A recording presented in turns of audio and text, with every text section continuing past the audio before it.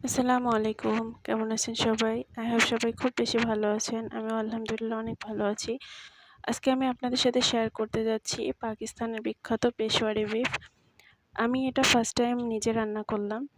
আমি ভাবছিলাম যে যদি ভালো না হয় তাহলে শেয়ার করব না। কিন্তু এটা এত বেশি মজা হয়েছে যে কি বলবো। জাস্ট আমিই পাগল হয়ে গেছি যে ফার্স্ট টাইম আমি এত ভালো রান্না করতে পেরেছি এটা। আর এটা যদি A to Z recipe follow করেন আশা করি আপনাদের সবারটা পারফেক্ট ভাবে হবে। এটা দেখতে পাচ্ছেন যে কতটা জুসি হয়েছে। জাস্ট প্রেস করলে হচ্ছে ভেঙে যাচ্ছিল। আর এটার টেস্টের কথা কি বলবো? একেবারে অথেন্টিক স্বাদ যাকে বলে যদি পেতে চান অবশ্যই A to Z রেসিপিটা ফলো করবেন। আমি হচ্ছে এখানে অল্প কিছু মাংস ছিল বাসায় তো সেটাই নিলাম। আর হচ্ছে হাড় সহ মাংস নিলে খুব ভালো পেশোয়ারি বিফের ক্ষেত্রে।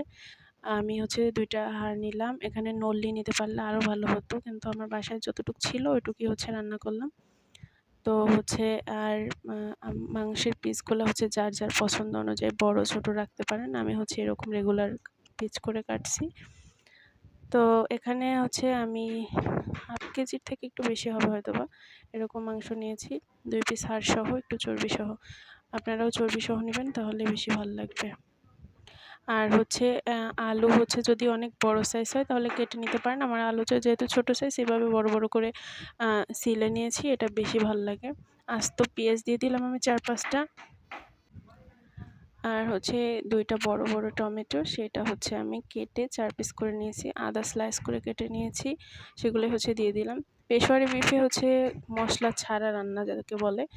আর হচ্ছে এখানে আস্ত রসুন দিয়ে দিলাম আমি ৫ টা যেহেতু আমি রসুন খুব পছন্দ করি মাংসের মধ্যে সেজন্য হচ্ছে বেশি করে দিয়ে দিলাম। যার, যার ইচ্ছা অনুযায়ী দিবেন। আর তারপরে দিয়ে দিলাম কাঁচামরিচ। যেহেতু আমার কাঁচামরিচ মানে হাতের কাছে বেশি ছিল না যার কারণে একটু শুকনা মরিচও দিয়ে দিছি সাথে। আর মসলা বলতে এইটাই যে কিছুটা কালো গোলমরিচ, ২ টুকরা দারচিনি আর হচ্ছে ২-৩ টা এলাচ। তারপর দিয়ে দিলাম স্বাদমতো লবণ আর অল্প একটু তেল। যদি কারো বাসায় হচ্ছে ঘি থাকে তাহলে ঘি দিয়ে রান্না করবেন সেটা আরো বেশি টেস্টি হবে। আমার কাছে ছিল না তাই আমি অল্প সামান্য একটু তেল দিয়ে দিলাম আর দিয়ে দিলাম পরিমাণ মতো পানি। দেন হচ্ছে আমি প্রেসার কুকারে হচ্ছে ৩-৪ টা সিটি দিয়ে নিলাম। একেবারে এটা একটু বেশি একটু সময় লাগে যদি চুলায় রান্না করেন। আর যদি প্রেসার কুকারে রান্না করেন হাইয়েস্ট ৫ টা সিটি লাগতে পারে। এটা এত বেশি সফট হয়ে গেছে জাস্ট দেখেন। চামচ দিয়ে প্রেস করলে তো ভালোভাবে বোঝা যাচ্ছে না। আমি হাত দিয়ে প্রেস করেও দেখিয়ে দিয়েছি ফার্স্টেই দেখলেন। এটার মানে মেইনলি হচ্ছে গ্রেভিটা এত বেশি মজা লাগে আর গোশটাই মানে অল ওভার মানে 100 এ 200 দেওয়া উচিত। মানে এত বেশি মজা লাগে।